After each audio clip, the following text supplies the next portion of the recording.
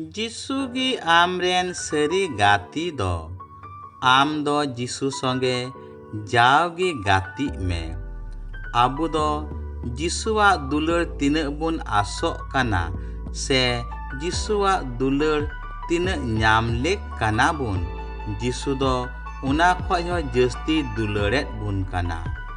हुडिन बाहा सनत तेरेसा हुडिन बाहा नुआ दो सनत तेरेसावा दुलर nyutum tahe kan taya। aj baba Martin दो आरहो दुलर ते कटिज रेनी nyutum लिदिया। हुडिन बाहा सनत तेरेसा दो जिसु संगे अडी गहिर सम्मन तहे कान तया। सनत तेरेसा दो जिसु अडी आटे दुलरिदी कान तहे काना। एन रे हो सनत तेरेसा दो जिसु संगे जावगिए झगड़ा कान तहे काना। सनत तेरेसा दो जिसुई मिता दिया ए जिसु इन दो आम तीना इन दुलरेत में काना उना लेका आम दो इन बाम दुलरिदिन काना। चिदा जे नय बारपे दिन खoj इन दो सनत मिसरे एकेन किचा पिठेगी ᱧᱟᱢᱮᱫ काना। उनाते इन दो सरीगिन अटकारिदा आम दो इन बाम दुलरिदिन काना। आर सरीगिम दुलरिदिन कान खाय दो गापा मिसरे इन दो जेमन गोटा पिठेगी ᱧᱟᱢ। नोओ नोंका लेकाते जिसु साला अड्डी घड़ी ए तर्क बितर्क इना।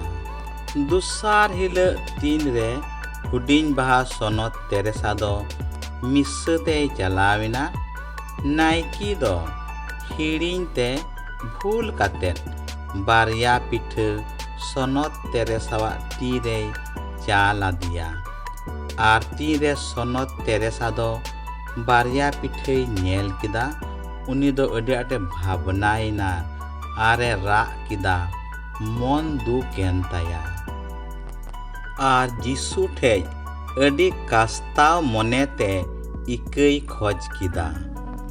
दुलड़िया बुहा मिश्रा को जिसुआ दुलड़ दो आबो लगित तीना सरसा उना जिसु दो आया कथा आर कमिते पुरु वकादा। उनिया बिन मुचाद आसाम भेर दुलड़ दो आबो मानवा को लगित अडी सरस गया। उना दो आबो जहना भागी संबाद 15 हटिंग 9 खoj 17 रिबुन नेल दाड़िया। जिसु दो आबो मिमित मानवा को लगित आया जीवी हो जीवी आलाय कातेत आबोई बांचाव केत बुना। नुआलकान सरस दुलड़ दो आदो बनुआ। अपुन इnye दुलड़ा कादिन लिका इन हो आपेन दुलड़ा काट पिया। इnye दुलड़ रे ताहेन पे इnye हुकुम को पे दोहो लिखान इnye दुलड़ रे पे ताहेना। ची लिका इन हो अपुन्या हुकुम कुन दोहो वाकात आर उनिया दुलड़िन ताहेन कान नुआइन लयाकावात पिया। जेमन इन निजा हुलस दो आपे रे ताहेन आर आपेया हुलस दो पूरा हुयु। नोय नुआगी इnye हुकुम दो इन आपेन दुलड़ाकात पे लिकागी आपे आपे दुपुलड़ पे नुआ खन मारांग दुलड़ दो अकोया हो बनुआ।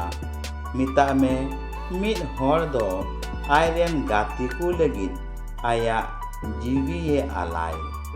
आपे दोपे इरेन गाती को काना खजुक इनिन हुकुम आपे लिका पे कमी आर दो गुती बन मिता पिया।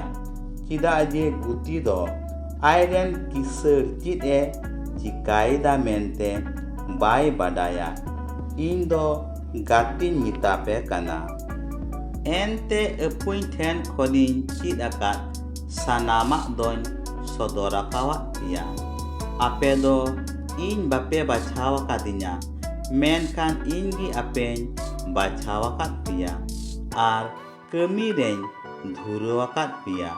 जेमन सेन काते पे जो बाहा आर आपेया जो दो टिकावाकान ताहेन। उनरे जहानाग गी इन nyutum ते बाबा पे कोये उनी दोय इमा पिया हुकुमा पे कनन जेमन आपे आपे पे दुपुलड़ ए बुइहा मिश्रा को जिसुआ आसाम भेड़ सरस दुलड़ रेदो आलोबन दिग्धमा एनते जिसु दो आबो तीन ए दुलड़े बुन कना उना दो कुरुस काट रे जीवी आलाय काते सरी सरीगी सदर किदा।